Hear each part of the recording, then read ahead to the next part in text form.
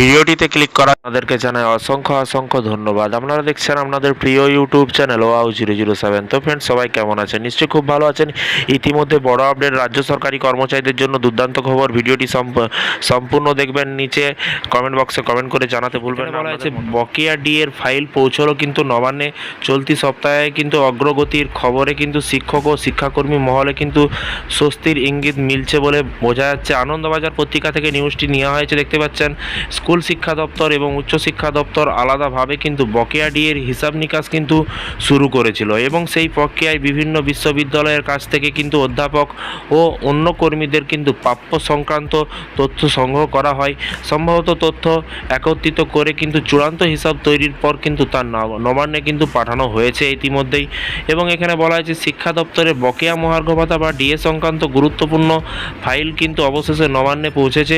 শিক্ষা দপ্তর সূত্রের খবর যে চলতি সপ্তাহে ফাইল কিন্তু পাঠানো হয়েছে। এর আওতায় কিন্তু রয়েছেন অধ্যাপক, আধিকারিক, শিক্ষক ও শিক্ষাকর্মীরা। জানা গিয়েছে যে স্কুল শিক্ষা দপ্তর ও উচ্চশিক্ষা দপ্তর আলাদাভাবে কিন্তু বকেয়া ডিএ বা হিসাব নিকাশ কিন্তু শুরু করেছিল। সেই প্রক্রিয়া বিভিন্ন বিশ্ববিদ্যালয়ের কাছ থেকে কিন্তু অধ্যাপক ও অন্যান্য কর্মীদের প্রাপ্য সংক্রান্ত তথ্য সংগ্রহ করা হয়।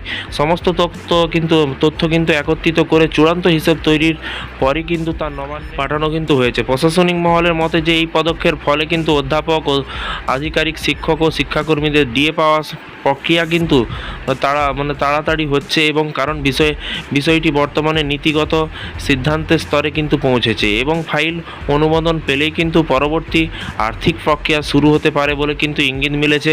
উল্লেখযোগ্যভাবে কিন্তু সুপ্রিম কোর্টের নির্দেশে রাজ্য সরকার এই বকেয়া ডিএ মেটানোর পথে কিন্তু এগোচ্ছে। সেই আদর্শ এবং আচরণবিধি এই ক্ষেত্রে কিন্তু কোনো বাধা হয়ে দাঁড়াবে না বলে কিন্তু মনে করছে সংশ্লিষ্ট মহল। এবং এর পাশাপাশি গত 15ই মার্চ বিধানসভা নির্বাচনের নির্ঘণ্ট ঘোষণার ঠিক আগে কিন্তু সুপ্রিম কোর্টের নির্দেশের প্রেক্ষিতে মুখ্যমন্ত্রী মমতা বন্দ্যোপাধ্যায় তার সমাজ মাধ্যমে সামান্য পোস্ট করেন যে সেখানে তিনি কিন্তু স্পষ্টভাবে উল্লেখ করেন যে শুধুমাত্র রাজ্য সরকারি কর্মচারী নয়, শিক্ষক, শিক্ষাকর্মী, পঞ্চায়েত, পুরসভার কর্মী এবং স্বশাসিত সংস্থা, সরকারি অনুদানপ্রাপ্ত প্রতিষ্ঠানের কর্মীরাও কিন্তু ডিএ পাওয়ার অধিকারী।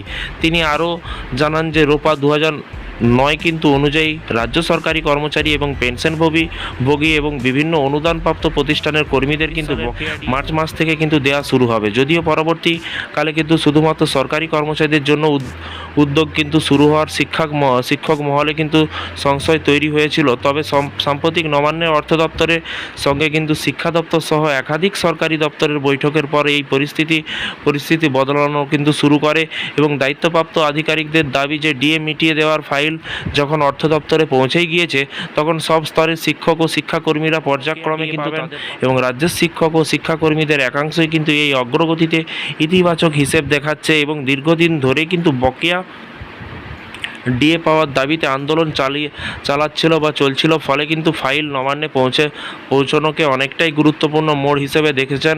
এখন নজর রাজ্যের চূড়ান্ত সিদ্ধান্তের দিকে। দ্রুত অনুমোদন মিলবে বহু প্রতীক্ষিত পথে কিন্তু বড়সড় অগ্রগতি হতে পারে বলে কিন্তু আশা করা হচ্ছে বা মনে করা হচ্ছে। তো ফ্রেন্ডস, এই ছিল আজকে একটি ছোট্ট আপডেট। এই ধরনের প্রতিদিন সরকারি কর্মচারীদের বিভিন্ন রকমের লেটেস্ট আপডেট পাওয়ার জন্য অবশ্যই চ্যানেলটিকে সাবস্ক্রাইব করে রাখুন। আপনাদের মতামত নিচে কমেন্ট বক্সে অবশ্যই জানাবেন।